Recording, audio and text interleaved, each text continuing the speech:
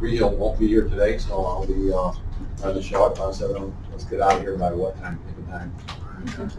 We all like to stand. Pledge. I pledge allegiance to the flag of the United States of America and to the republic for which it stands, one nation, under God, indivisible, with liberty and justice for all.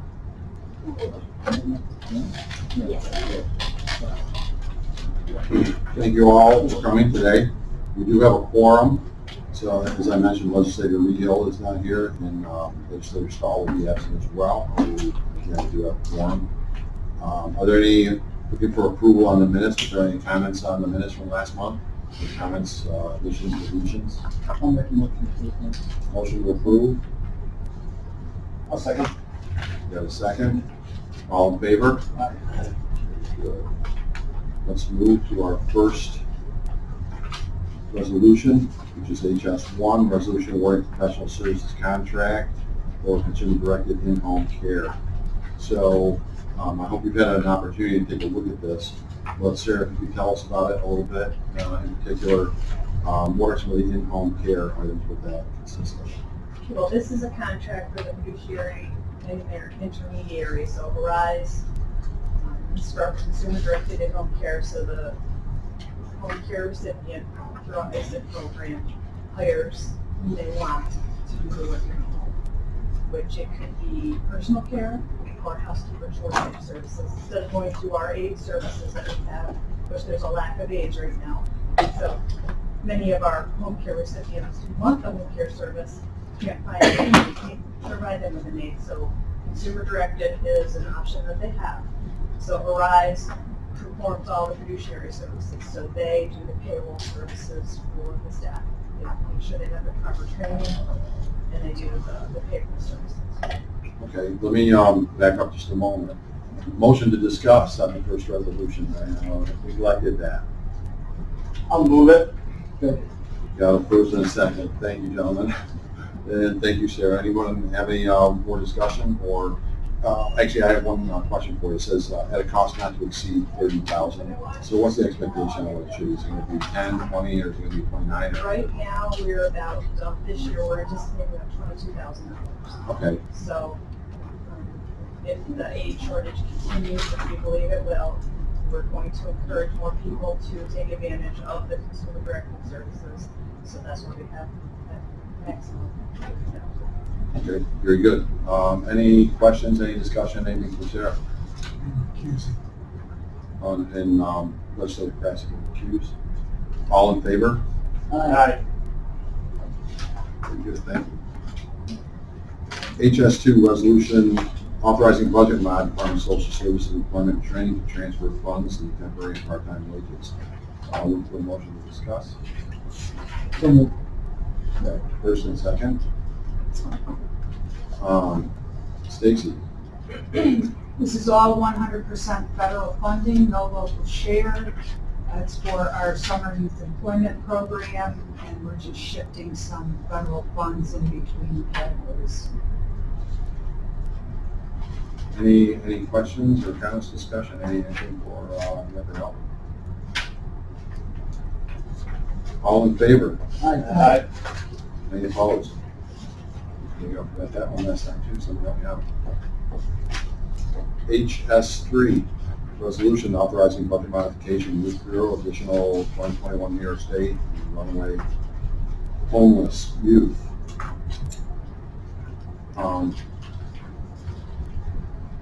Okay, so this is 2021 money that obviously when we budgeted last year, we at the time didn't know where we were going to be. Last month was 2020, this month is 2021.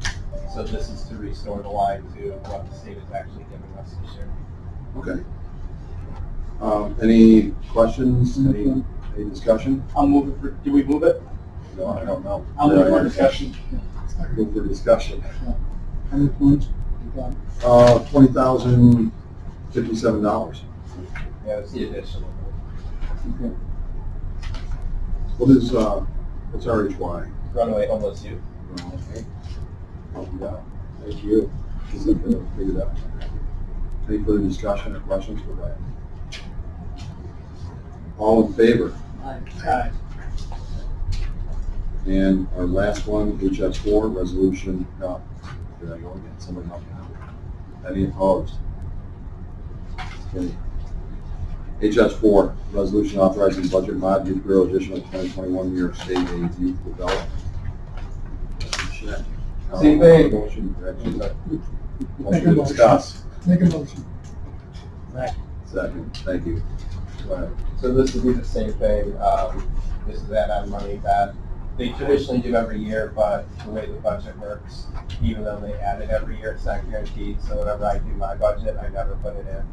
But it seems like the last 7 or 8 years, I keep coming forward with this resolution. So this is the 2021 additional funding for youth development money for our county. Very good. Any questions, any further discussion or questions? All in favor? Aye. Any opposed? Wow, there's 4. Don't forget, we'll be sending around the budget mods, so please don't forget to sign these. And I was kind of joking when I said we'd be done soon, so please, each of the directors take all the time you need or want. And our veterans. Mr. Chairman, you know, our veterans director took another job. The interim is out sick today. That left one person. They have nothing on the agenda, so I've told that person to stay in the office so that it's me. Very good. Thanks for doing that. And just so everyone knows, though, as our administrator mentioned, with our director having left for another job, T.S. Garcia has stepped up to the role. And I just mentioned that I know he's reached out to Onondaga County and is working well with them. And I've talked to him a couple times since, and things are continuing to move at our Veteran Services Agency. If you need anything from the Veteran Service Agency, please contact Matias Garcia down there. He will help you out. So next on our schedule is Oswego Youth Group. Okay, so just some quick updates for you. Our final count for 2021 was 424 campers, which is 100.95% of our total. We had intended on doing 420, we did 424. We did have waiting lists throughout the summer, but it was a successful year. We had no COVID cases or anything, and we read the paper, a lot of the summer camps did. So we're very happy to have got through the season. I have some pictures to go around for you that the last month you approved as part of the upgrades, a climbing tower to be put out at Camp Hollis, so they build work fast. And their group was here from Texas last week, and they put it together. So there's a new climbing tower out at Camp Hollis. It will not be used this year, but it's all set to go and ready to be used in the future. After 1 year hiatus, the Camp Rainbow of Hope returned on August 16th. So they did a 1-day program this year out at Camp Hollis. They run that with the Friends of Hospice program. Again, a successful year that they had. Senior camping returns on September 14th. There's a, I'm sure Sarah has it as well, for the senior camping on the 14th of September. We are having discussions right now with city BOCES. We're getting some to potentially look at moving our parking lot in the future. Where it's currently been designed was done 50 years ago. Really not an ideal place for a parking lot. Put it right in the middle of the camp, next to the pool, and where kids are running back and forth all the time. So we have been talking a little bit with Highway and with city BOCES to just get some numbers as to what the cost would be to move that parking lot out of there.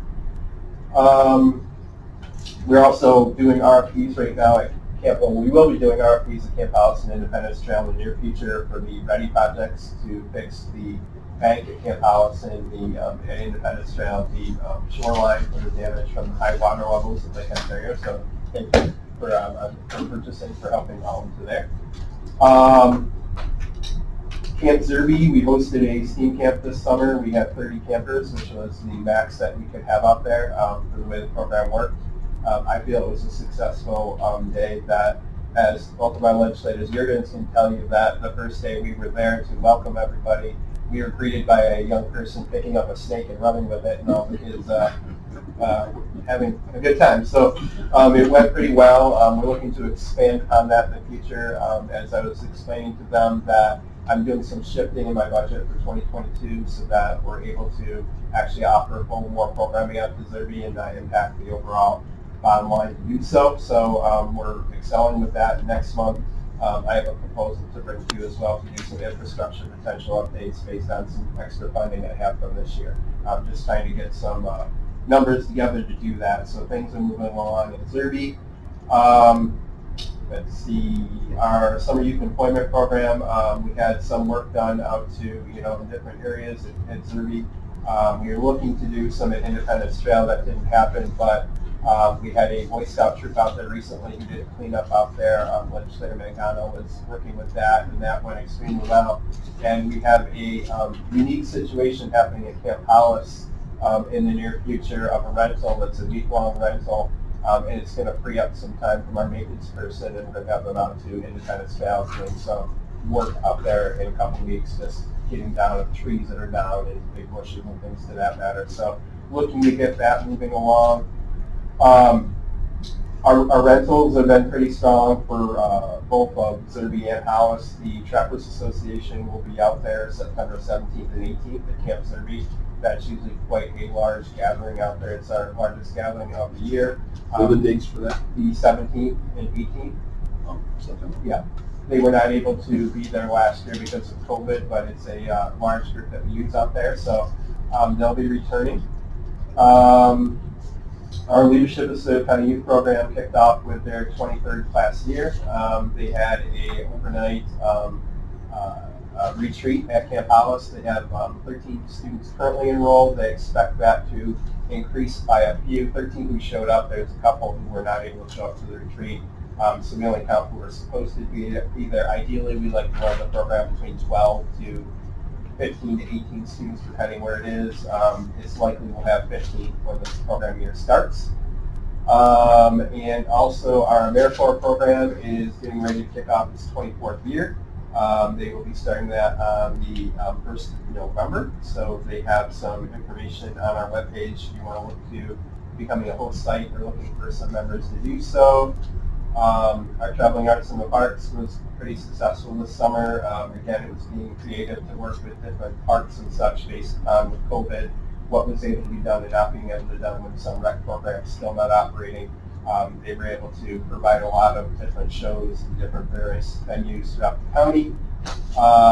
We had a family fun night at Camp Hollis on August 5th, and we had around 30 families who attended. It was a nighttime activity. We were able to provide cookouts. We had an inflatable, and the pool was open, so that was well used. And we also have our Youth Advisory Council, which is getting ready to kick off in the school year. We have a Junior Youth Advisory Council, which is middle school age, and a regular Youth Advisory Council, which is for high school age students, and they talk about issues that impact Oswego County from a youth perspective. So it's an interesting group that, if you have topics that you're looking to get youth input on, to run it by them and be able to discuss it and, do different activities. I ran that program years ago, and they're able to do some really interesting, neat things. They've done everything from voter registration drives to fundraising to, different things that have been ideal. So that's happening, and, barring any major changes in the COVID world, I have some flyers for you that on October 30th will be our second annual trunk or treat at the Speedway. Last year, thousands of young people showed up for that, and this again scheduled for this year. The difference with this year is that last year it was a drive-through. As of right now, we have the go-ahead from the health department that it can be a walk-through. That's to be closely monitored should anything need to change, but we're expecting a large crowd for that. And then also different family activities that were started last year that people can do from their home and can be beneficial. The first one is a Scarecrow making contest that you can enter your house and to be done, and there's judges that will go around and judge them. So that's the first one of that. So that's my quick rundown as to where we're at, and I anxiously sent our county administrator my yearly email saying, hey, my budget is in, and hopefully you have everything there, and good to go. So. Speaking of budgets, then, just one quick question I have for you. ARP, have you made any formal requests, or do you have like a laundry list that's been delivered for the recovery plan? I have talked a little bit about some things that we would like to do with that, but I have not officially put a list together, but I certainly can do that. Okay. Well, you thought about it, you just got a laundry list that you're working on. Sure. Very good. I would assume that the bedding. Okay. In my goals, I included some items that I'd like to see happen over the next whatever years, so we can fine tune that to upgrade that. Ideally, one of the main things I think is that parking lot is one of the things, and in Kansas City there are some, some upgrades that need to be done that can really truly turn that park into I believe, additional income-making property, and that's what I'd like to see happen without putting that list together. Very good. Any questions or discussion? Anything else for Brian? Thanks very much for that. Sure. Next up then is Department of Social Services. Hi. Welcome, Stacy. So we are beginning to see emergency rental assistance program payments starting to go out. As of this week, we have 571 households that have applied, and there's 37 payments that have gone out. So they have a long ways to go. They really have just started releasing payments. That amounted to $242,837. So almost $250,000 have gone out to landlords. Of that, the vast majority is in the city of Oswego, and 181,000 out of the 250 roughly is rental arrears, and then about 61,770 is for the prospective, so they will pay 3 months out into the future, and no payments yet to utility arrears. Our numbers remain low for cash assistance cases, and we are set in projected funds for the end of this year to be a much lower cost than budgeted because, UIB stimulus, full extra food stamps, all of that. So the TANF is 100% federal, so that's not saving us money. But 71% of safety net saves us money. So all of that is documented in our budget narrative. I'm very jealous that Brian already has his in. Can you help her out? Ours will Yours is be a little in bigger than mine. by 4 o'clock Wednesday. We're working steadily on it. The day of the no? No, midnight? It's the end of day midnight. It's the end of day midnight on next Close of Wednesday. business. Close of business? Yeah. Oh, okay. Well, since we're 24/7, I guess we're midnight. So OCO is continuing to do our outreach. As you may recall, the state gave us about $250,000 just for outreach. And so those efforts continue to be happening across the county in all of our townships. So, I think we haven't even begun then really to spend a lot of our emergency solutions grant, ESG, and the CARES grant. Those are also monies, over $1 million sitting in our coffers to avert homelessness and place housing vulnerable people. So I'm anticipating we will be seeing some savings this year and next year because formally we would have had to pay all of that. And it's, as I said, safety net. If you recall, safety net is individuals, childless couples, and families with children who exceed the 60-month limit on federal TANF, temporary assistance for needy families. Those are all those cash assistance, what a lot of us think of as welfare. So we, I think the push to get people back to work as UIB sunsets is big right now. And I know Rachel and her crew in employment and training are really being very assertive. So, So can I ask you a question? Yeah. Mr. Chairman? So talk to me about, maybe educate me a little bit about the UIB and how we're sunsetting on this. I mean, certainly I think all of us kind of hear out in the streets how everybody's hiring, right? We're seeing a massive hiring shortage from everything from pizza shops to manufacturers, right? Everybody's looking to hire. I'm interested on kind of what you guys are projecting, or maybe you can explain the process when the extra money, the extra UIB runs out. Explain to me, do we anticipate an influx to employment and training, seeking jobs, or are they when the UIB runs out?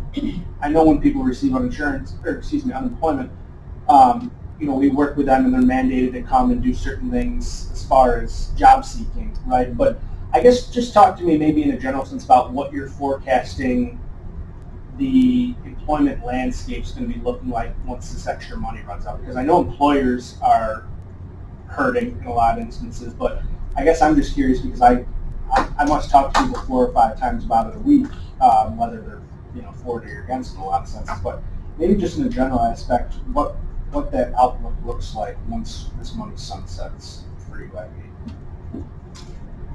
So our unemployment rate is what we might anticipate was pre-pandemic. Right. And I think there is more competition for workers.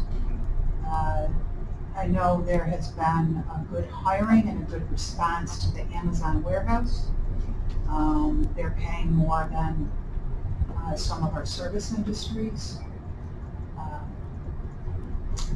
We would appreciate New York State Department of Labor to send their folks back to the office. They're still not in the office, and they're still not compelling people to go look for work. They're still working hard to get UIB claims settled, back payments, cases open for back settlements. That was, and we've talked about this before, it was really our biggest referral source was Department of Labor. So we have gotten lists from them, and our folks cold call these, and we have actually come upon people who didn't know they were on their last payment, UIB payment. One fellow came in and his had already sunset, and he became so alarmed. He really had quite a meltdown. He had already been struggling and lost his vehicle. So the UIB is maybe keeping people's head above water, but they're certainly not getting rich on it. They'd do much better off if they were to find a livable wage job. Yeah, I think that's such a misconception out in the public right now, right? Certainly amongst people that I talk to is the notion that people are getting lazy and fat off this unemployment, which that's not necessarily the case. A lot of times, certainly people that were making ends meet to begin with, this might just put them into the black a little bit, right? I guess. Do you anticipate, just in my last question, I mean, do you anticipate when this sunsets a rush on employment opportunities more so than normal? Because because people have been on this for an extended period of time, or do you see the waters just kind of leveling out back to where they were pre this UBI add-on? I guess I'm just curious if you see people run out on their benefits and now do you think there'll be even more of an incentive for employment opportunity, or do you think pre-pandemic levels, where we're seeing the waters at a more level point, do you think we'll return more to that status? Okay, just. If that makes sense. You said UBI, it's UIB. UIB, I'm sorry, yeah, thank you. I just want to make an important distinction there, unemployment insurance benefit versus universal basic income. Yes, thank you. There's a move for that too, but just not. Too many acronyms. Right. Did I say? I'm sorry. I meant unemployment insurance. Yeah, I might have, I think you said it right, I said it wrong. It's not a matter of semantics or. Right. No, No, but it wasn't- it's an important distinction. It is, without a doubt. Very, yeah. No, Yeah. you're not Stacy. Tom, it's one of those that depends, there's so many unique pieces to a household's composition. Right. I would say the number one barrier to return to the workforce will be the schools being closed, not having consistent school opportunity for kids, and the lack of daycare. I think, Marty can really speak to that. Next month, if you'd like, I can have Rachel, our Director of Employment and Training, come in and give you kind of some up-to-date, where they're at. Maybe by then we'll have a little better idea. I would like to think there will be more workers coming into the workforce. We're all praying for that. I know DSS is, we are really struggling to find people. We've exhausted our civil service lists. We really, we went into 2021 with 27 caseworker openings. We've hired 19 in 2021, but we still have 8 vacancies and no list. It's very difficult to attract people to a provisional position and say, come on board, and as long as you pass the test and you score high enough for us to get you off the list, you'll be able to keep your job. So that doesn't look as enticing for workers who are reentering the workforce as a private industry being able to put a permanent job on the table for someone. I think it's probably fair to say too. I mean, you don't need to bring anybody in to talk to me by any means. I don't want to waste anybody's time in that sense. Really, because I think it's fair to say we're living through a pretty historic time in this essence, right? I don't know if there's a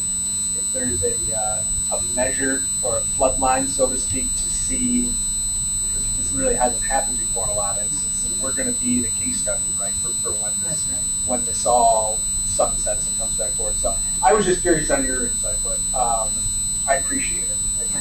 I think all of us probably talk to a lot of people that certainly have, and they're pretty strong opinions, right? People are kind of one way or another on this stuff. Nobody's really in the middle. There's strong opinions both ways. So I wanted to get it from the experts, kind of where the land sits, so to speak. So thank you guys. Yes. Legislative President. Yeah. I have a question, but I want to make a comment on this at the end, because I now work 1 day a week. Okay, Newport County, 1 day a week in Madison County. And we're not alone on this. The thing that started me is that, our employment division, looking at people with disabilities, there are a lot of manufacturing jobs. These are wages you can live off of, and they're not even able to get applicants. I haven't formed an opinion one way or another why that's happening, but that is extremely unusual. We've got it in Oswego County. That I know a couple of HR people that say we can't even get them to come through the door. One particular factory had 8 applicants and 6 of them failed the drug test. I was just going to say that. And so I just think it'll be interesting as it transitions forward, and I don't want this to be a negative comment. The daycare has not really changed much for us either way. you know, we've still got daycare, we had daycare before.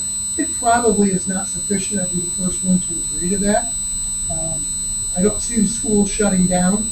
They've kind of all dug their heels in and said, we're not going to do that. We're not going to go that route again. We're not going to allow that to happen. It's their plan this time. It's not our plan as a county legislative, and it's not the state plan. The governor can say you got to wear a mask and this, but the actual plan for operations was within the schools. So, but the question I have is, because I'm getting killed from Unite Us on housing, this money that you spend, you got 37 applicants that have been paid. And if you pay that out further, is that a one shot? So they can't come back and say, yeah, I know the landlord got paid, but I still can't pay my rent, and, you know, for whatever reason, and does that continue? So was that a one shot? I filed my application, I've got back rent that's full arrears, and in that same question, if the landlord accepts that, is there a barrier from eviction to say, okay, I've taken the money, I'm not going to be evicted because now they're paid out? So New York State issues, it's a state portal for us. Okay. So we're just facilitating the application to New York State Office of Children and Disability Assistance, and then the state actually makes the payment. Yeah, I understand. 9 months arrears, 3 months forward. Okay. And they cannot, they accept it, they cannot evict for up to 12 months. And they could actually come back in, and we could use ESG or CARES CB2 money. Different funding.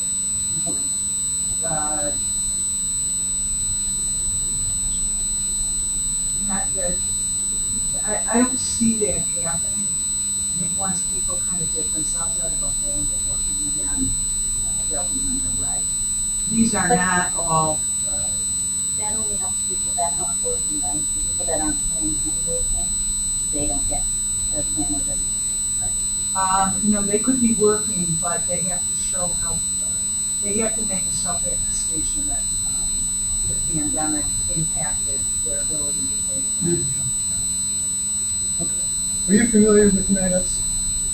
I'm not. Okay, that's a portal that's, I don't know how many counties essentially report, that they refer, and I'm getting about 3 or 4 housing applications every day from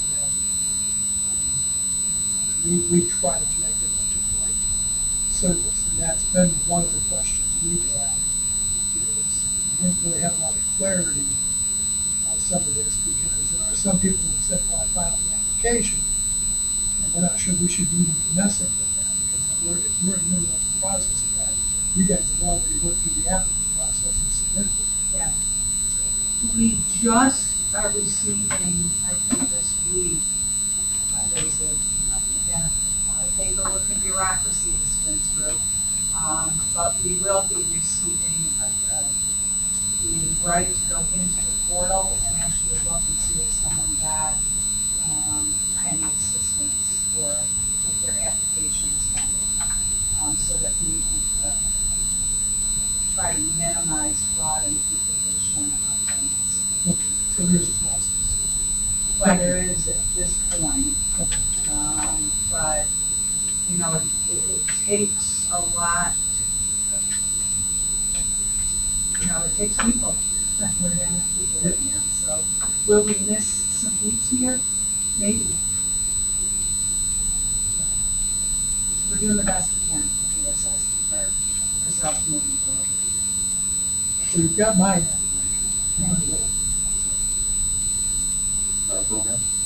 Start program, yes. You know, I'd like to actually do the Family First, the third bullet, some child welfare piece, and have Sarah take us off. She's going to talk about our multidisciplinary team approach to delivering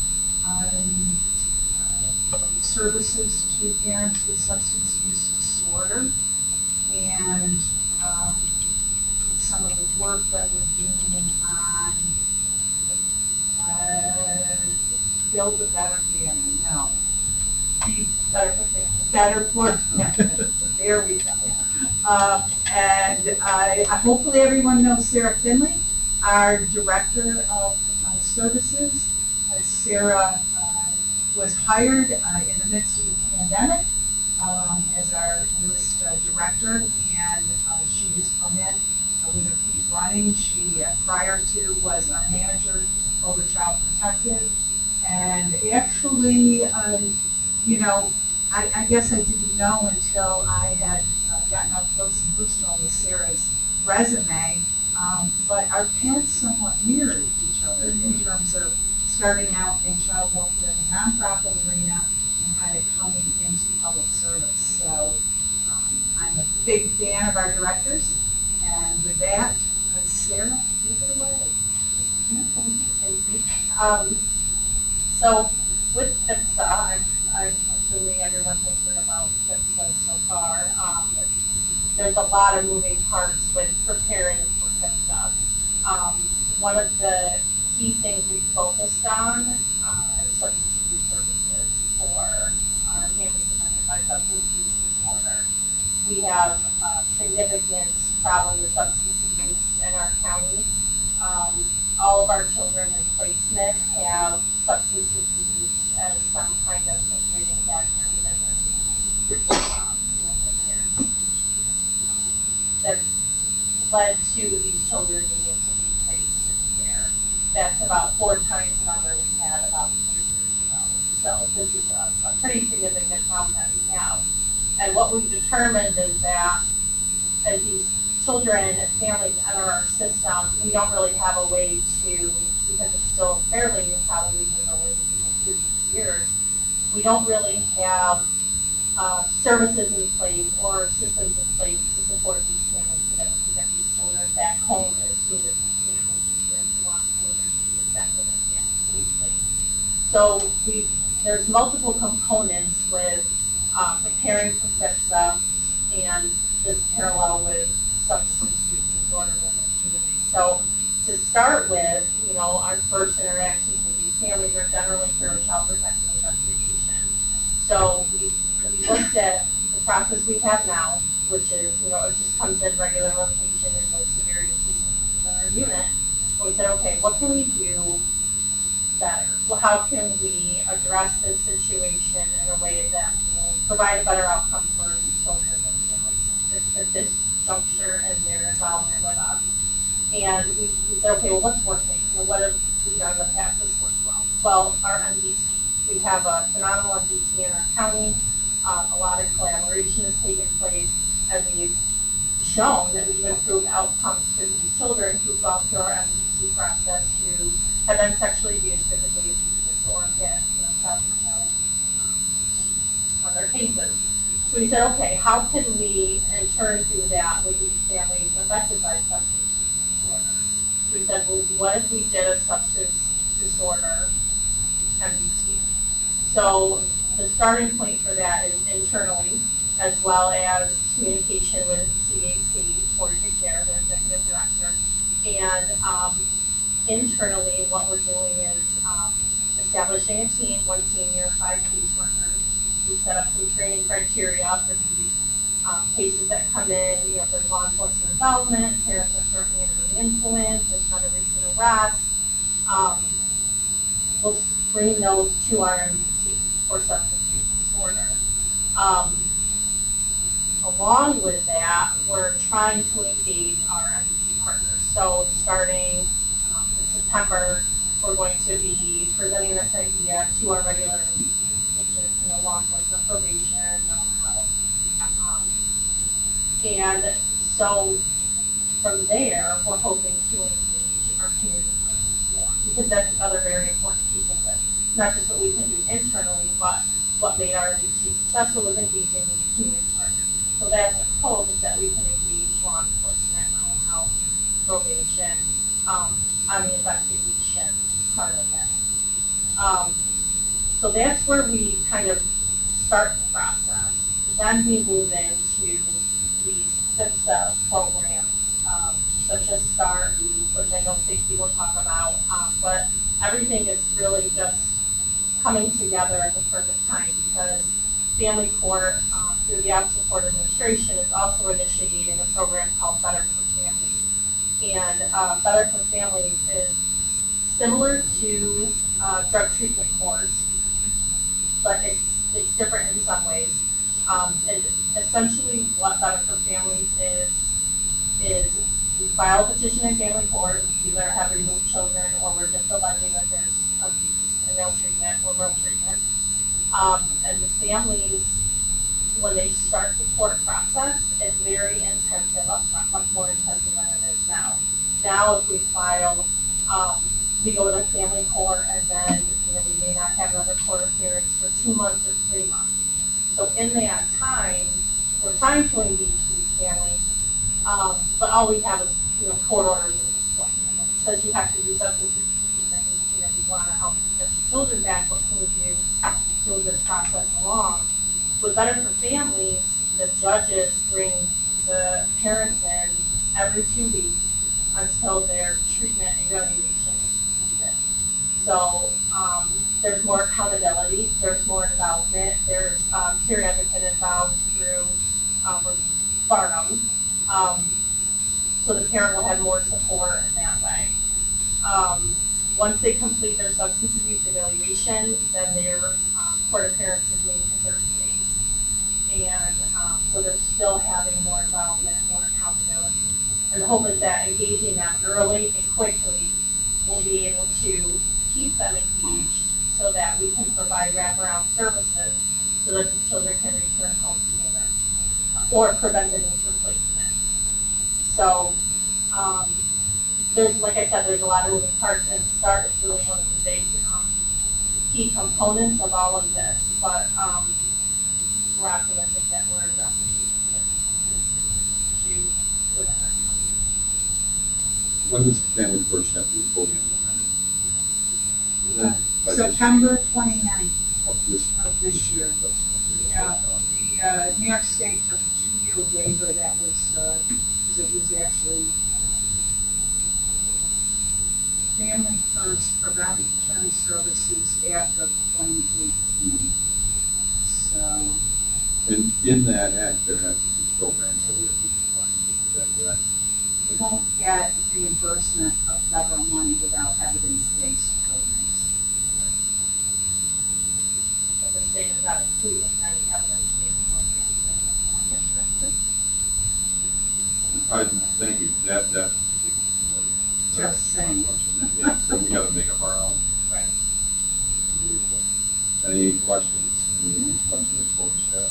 Yeah, I just want to clarify, once we've done ours, we submit that's approved, we do get reimbursed. As long as it's part of the state's plan to the feds, which they have not unveiled to us yet. Because this is a federal program. Federal program, and we are in New York State, a state supervised but locally administered. So we wait with bated breath to see what the state's going to do. I couldn't hold off any further, and frankly, I would have been promoting sobriety treatment and recovery teams with or without it being part of the federal clearinghouse and all of the moving pieces of this stuff. And why? Because when Sarah came and said, Stace, this is what our team thinks we need.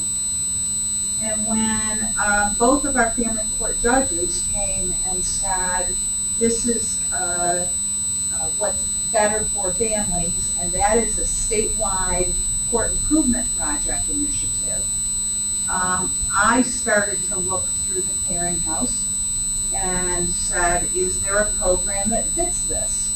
And START was the only one that really focused on sobriety treatment and recovery teams. And so you can see we've been, prior to March, we were working on this, and then in March, the folks at START, if you want to,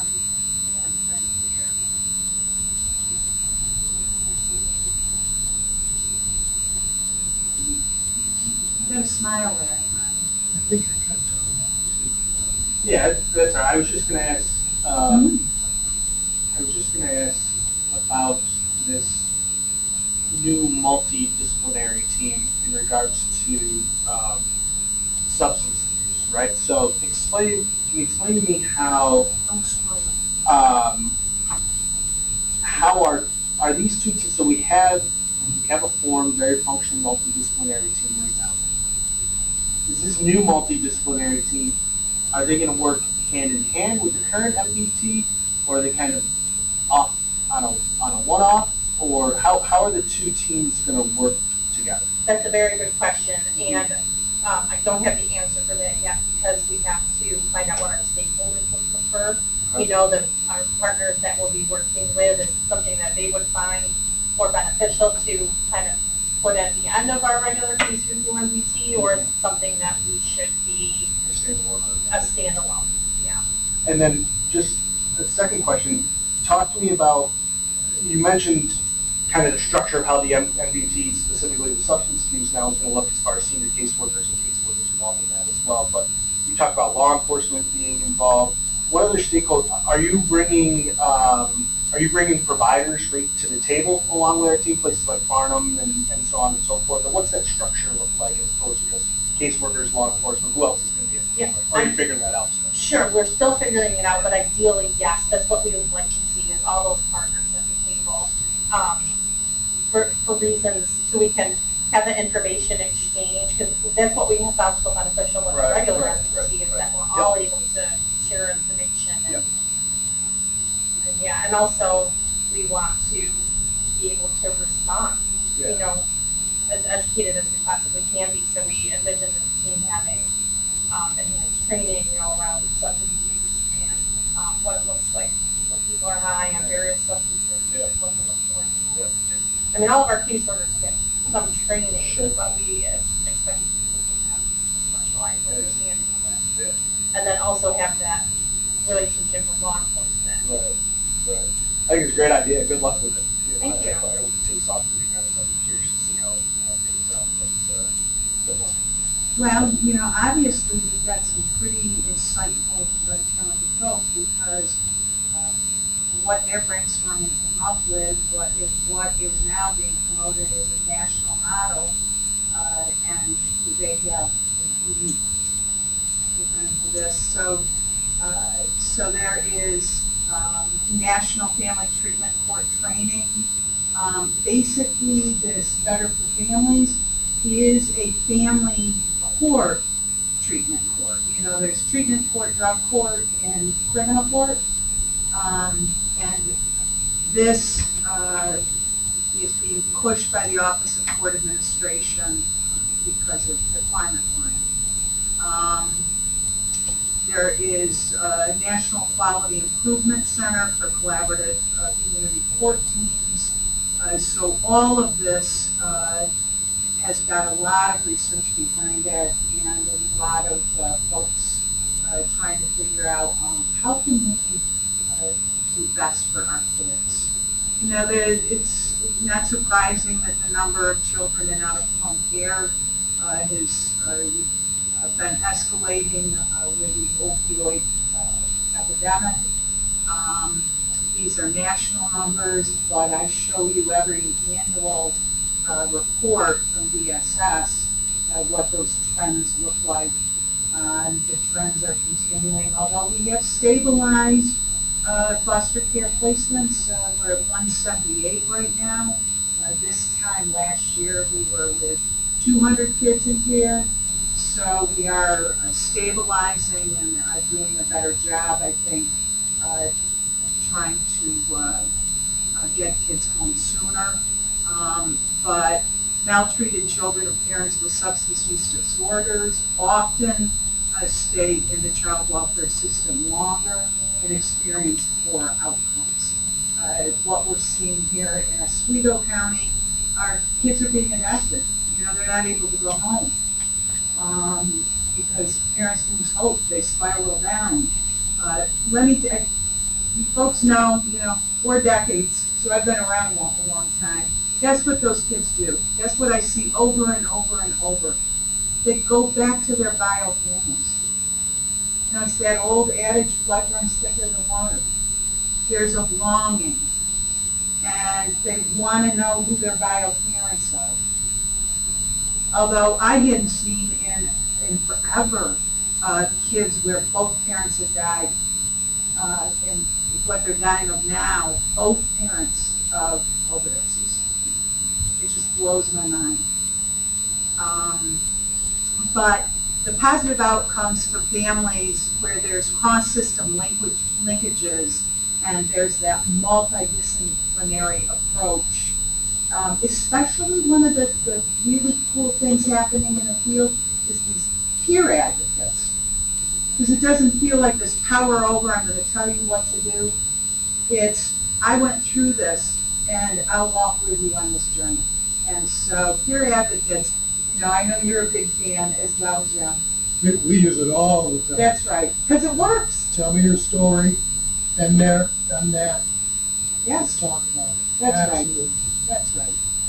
And, you know, what better way to actually be able to build empathy if you've walked a mile in your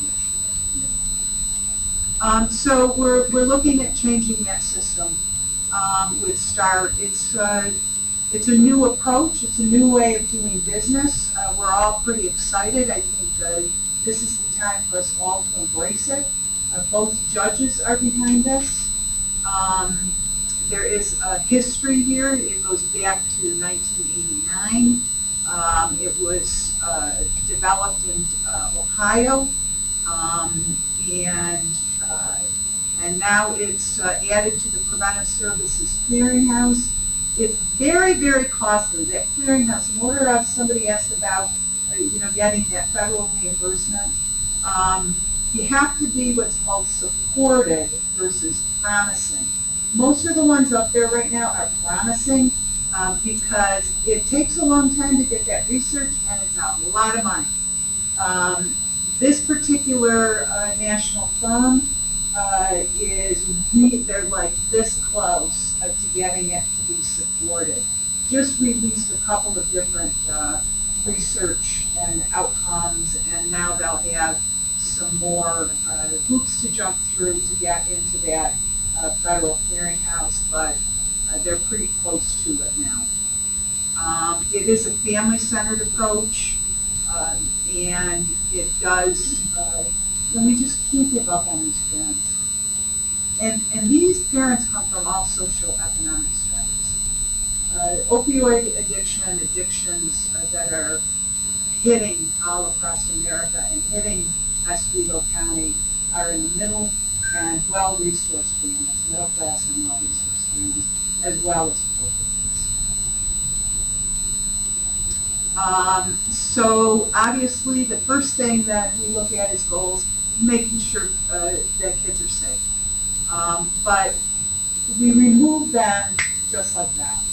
And that's not always necessary if you can wrap enough services around that and get those parents in to recovery and family stability. The Chinese symbol for crisis is opportunity and danger. Because it's an opportunity then during crisis to really make that change. And so that's really what we're looking for here is seizing the moment where people may be most susceptible to taking those positive steps in their life. The START components, so we've got a capped caseload for caseworkers. We've got some shared decision-making, intensive case management. We have not only a caseworker, but what they call a family mentor. It's the same, it's a peer mentor. Not only does the family mentor need to have had recovery in their own life, but also experience with child welfare in their own life. So this is going to be we're really going to have to pay attention to recruiting these paraprofessionals. But we're starting out with two family mentors.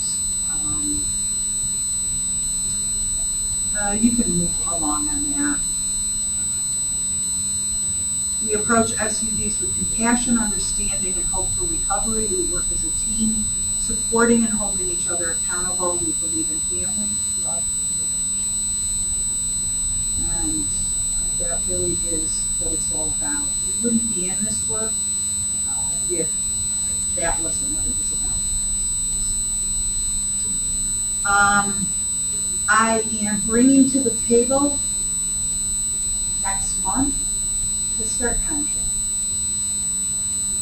Last month, 2 months ago, last month, 2 months ago, you approved 3 contracts for me. All 3 were building for this, and those are ongoing, right? Those were 3 years, and then as long as they're doing a good job, we can do a 4th and a 5th year. This is only going to be a one-time $75,000 is the contract cost. That will give us all the training and technical assistance from the national firm. And I think the last little piece, they've got some copyright kinds of issues or something that Rich Mitchell has to, we can't use their logo, that kind of stuff. Stacy, where does that training take place? Right here. Right here? Mhm. And would it be possible to invite legislators? Sure. To do some shadowing and Yep. listen on it. Oh, absolutely. Could you just send out that invitation, notifying us when that If training the is on? contract, the prints, Is that? as long as. Sign on the dotted line, then you can have it. Ah, very good. If it's not, yeah, if you can send that out, that way, Yes. it's urging people to learn more about this Yes. stuff. Go down there, spend an hour, you're gonna learn something. Yes. Yep. I think that was, I wasn't gonna get into, all of that, except to say, this isn't quick. Getting start implemented is a 2-year project. Could you send this also? Yes, absolutely, I can send it to anyone, I didn't wanna waste paper, Right. but yes, I'll No, send it's it. better to. Yep. Absolutely, I can. So we will be bringing that to the table. Part of that money, I'm not sure how that contract's going to actually end up looking, but I'm sure we'll have to pay something this year. And then I went ahead and put the full $75,000 in next year's budget under our contracts, just in case there was, kind of a snag to getting it started this year, because the world just seems so unpredictable. So that was a tremendous amount of information, a lot of acronyms, a lot of information, a lot of tie-in between the start and the child welfare, people can do packages, and family first stuff. Any questions for any of Director Alvarez? Please always feel free to call and, we're Stop by and happy. visit. Yep, and Urge stop you by to and do that visit. as Yep. well. See what goes on in the lobby, see what it takes to get inside there and upstairs.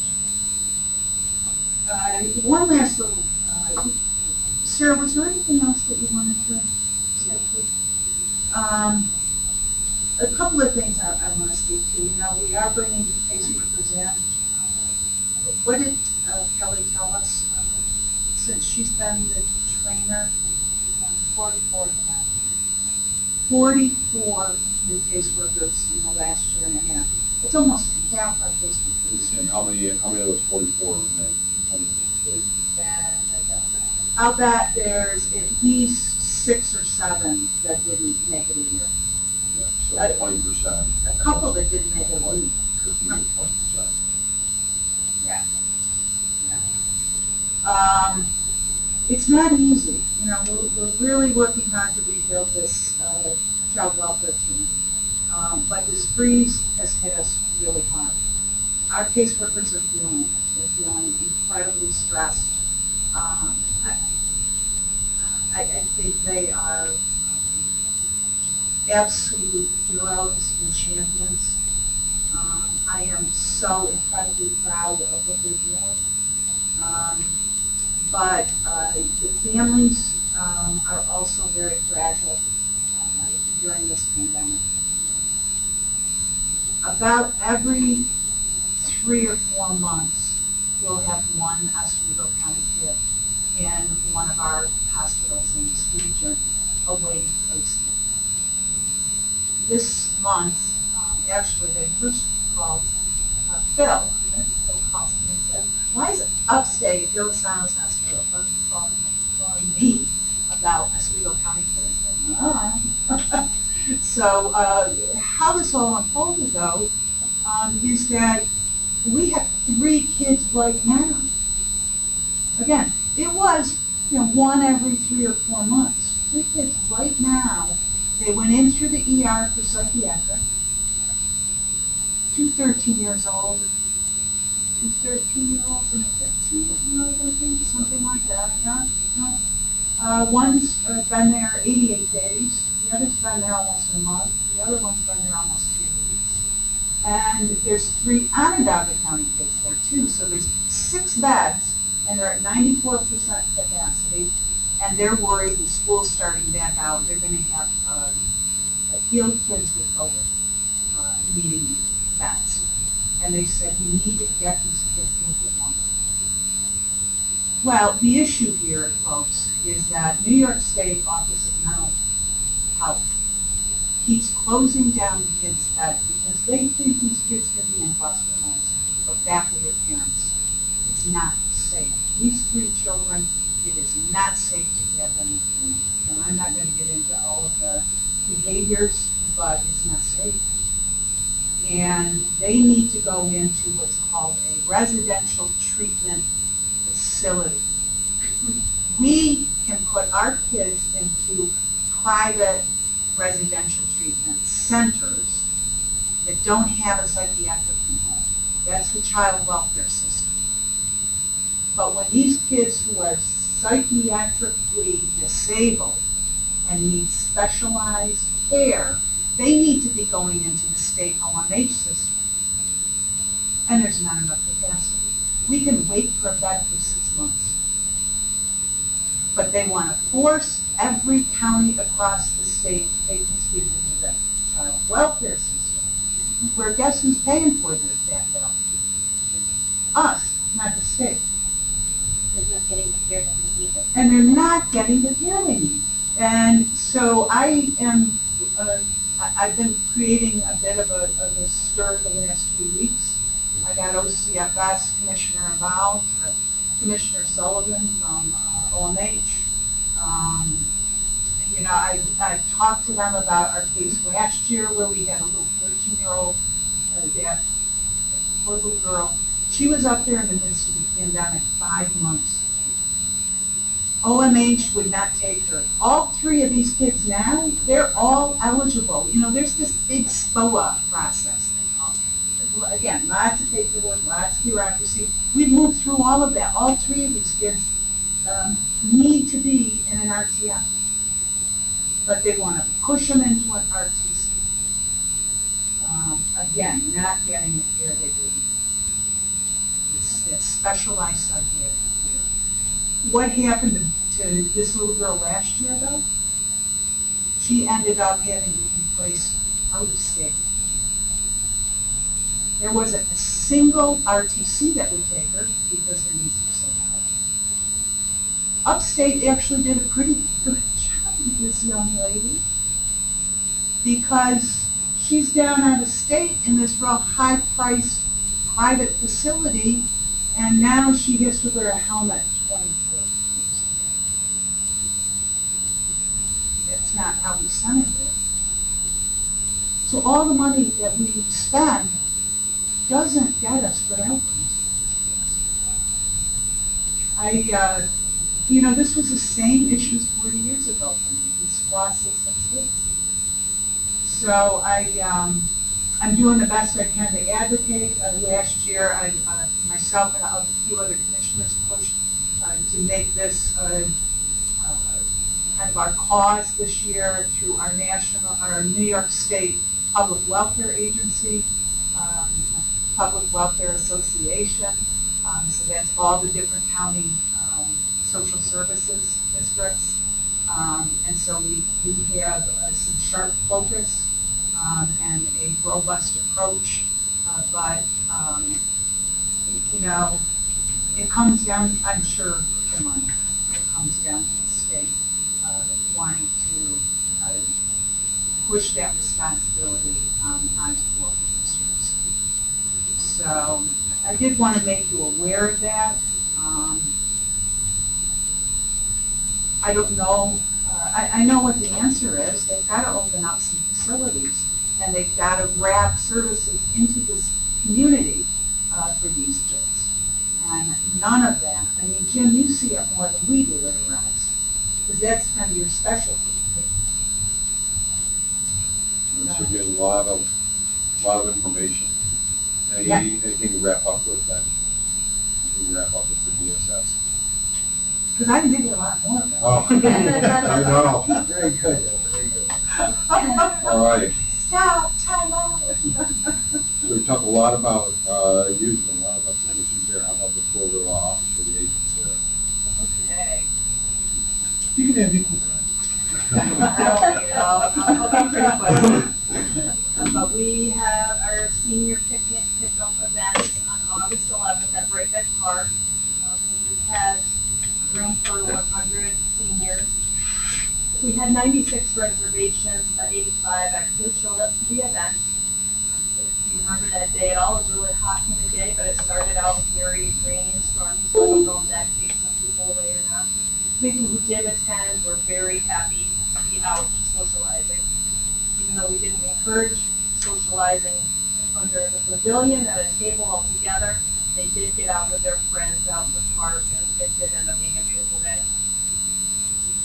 The mayor of Oswego came and handed out some meals, and Oswego Fire Department as well as Police Department handed out meals as well. So a lot of Oswego senior residents were happy to see the mayor out participating.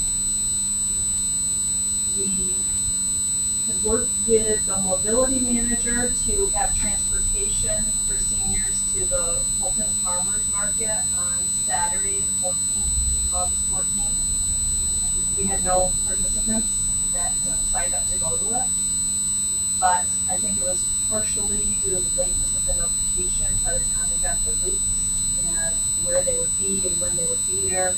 We did get them out to all the senior buildings and asked the managers to share with their population. We also got them out to our congregate meal site right there in Fulton. And it was on our Facebook page. OCO shared it on their Facebook page. But again, we had no participants. I was there that day to see how it all would work, and I gave them some suggestions. We're going to do this again next year. This was kind of like the trial run. But we will do it at the Oswego site and the Fulton site next year. And I'll work with a mobility manager to get this arranged earlier. We'll provide it when we distribute the farmer market coupon booklets. We'll put in there, you know, be on the lookout for upcoming transportation to the market if we need it. So hopefully that will help a little bit as well. I think it's really a great opportunity for them to be able to get to the market. But again, I think it was just timeliness of it that we're too late to get the word out and be able to get out and participate in it on that day. We reopened our Central Square Dining Activity Center on August 24th. We had 11 participants that day. The ones that were there were very happy that we're open. Again, the social aspects of it really was kind of the same with our seniors. So they were able to go there, they played a number of rounds of bingo, and then they got the meals. The meals were not eaten at the site. After they had their socialization, their coffee hour, played bingo, as they were leaving, they were given their meal to eat at home. We do still have some participants that are picking up their grab-and-go meal there as well. Some that we spoke to still are not comfortable to go in to sit down, even though it's all CDC regulated or meeting all those regulations. People are 6 feet apart, they're wearing their napkin, they're using hand sanitizer when they come in the door. Some participants still are concerned about coming in and eating together in a congregate site. We have one that is switching over to home delivered meals because they have to go in to get their meal now just to bring it to their car, but now if they want grab and go, they come to the site because there's not just the setup and the volunteers or lack of volunteers. They can't be inside with people and then bring meals outside as well. So they might not be coming in for the meal, but they'll still be getting the meal if they want to. We had hoped to have the additional, our other 5 sites come on board before the end of the year as well, slowly staggering them in. But with the increase in the COVID numbers, we're not feeling 100% comfortable with that now. So we're going to discuss it again at our monthly meeting to see how we want to move forward, if we want to open another site to this in the coming months. We'll let you know if the numbers remain the same as Center Square. That's one of our most utilized sites. The site manager there is very good with all of her people. All of our site managers are, but Deirdre is very open and welcoming. So we're going to see how this site goes, and I'll let you know how it is. We move along today, or this week starts the transportation. They're open Tuesday, Wednesday, Thursday with bus transportation on Tuesday, Thursday. So that goes well. Keep early outreach applications we're expecting any minute. Our staff is fully operational now to be able to be processing as the alternate certifier all the aspects that are needed. So hopefully we'll take a little bit off the shoulders of social services this year to be able to do more of that in-house and have more of the applications completed at the Office of Aging. But the staff that are processing the applications in our office, they're all new except for one to the system. So we'll have a few hiccups, I'm sure, to work through. But early outreach, those seniors who received their benefit last year, they get automatically mailed their applications and they come in before it actually opens. So anybody else who wants to that didn't have last year, they will not be getting their applications now. The seniors and the disabled that had a benefit last year, they post early outreach applications. Our request for home delivered meals has been increasing as witnessed by the number of phone calls we've received in the office. We had 40 new starts in August. Right now we have 550 actively case managed home delivered meal clients. Some of them come on for a handful of days and then just meals that they take home from the hospital. But we did have, as of this morning when I looked, we've had 40 new starts August. So that's a pretty large number for new starts. A lot of people that's included with getting someone started on the meals. But our staff is taking care of it. I don't see any issues with the number of meals that we have budgeted, and OCO has been very good at getting all the meals out. So, but I want to give you an update on and as COVID, if it continues on, those numbers might go up again like they were last year because elderly get a little scared to go out. And I don't know if you've been at the store lately, sometimes you can't find what you want on the shelves. So it's hard to get some items as well. On September 10th, there will be a senior drive-thru event at the Speedway. Caring Community Advocates are sponsoring it. Office for the Aging will be there though. So that one is actually on the Speedway still, and it is a drive-up event. We have a lot of vendors that are going to be there, so I think seniors that want some information. There's a lot of giveaways and raffles. There are a lot of vendors and the agencies with information to share with seniors.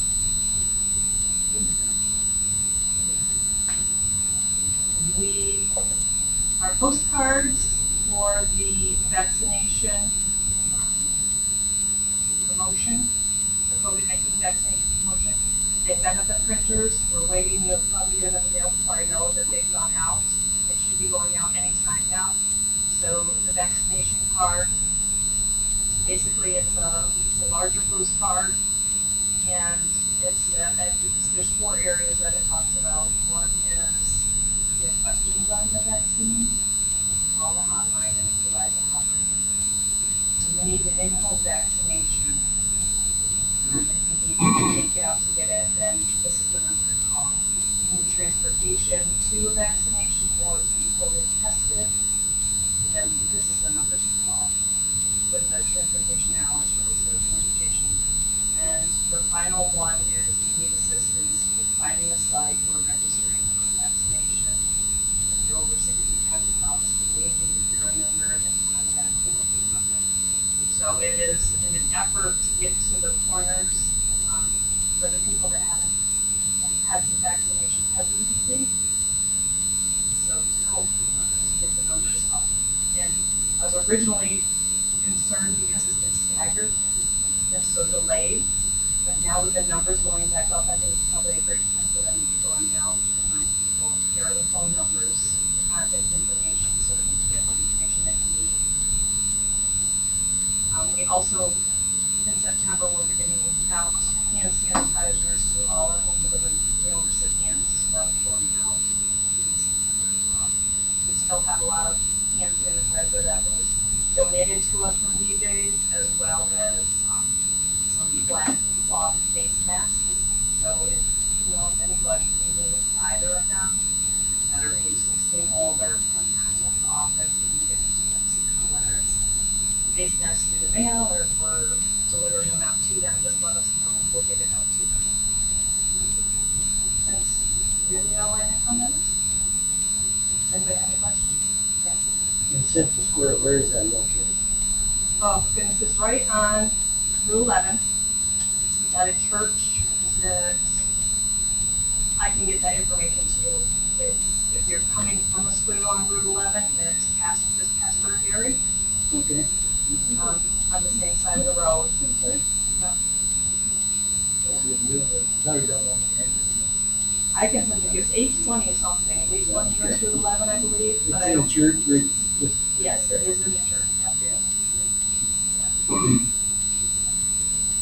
Any other questions for Sarah? Anything else to bring up for anyone?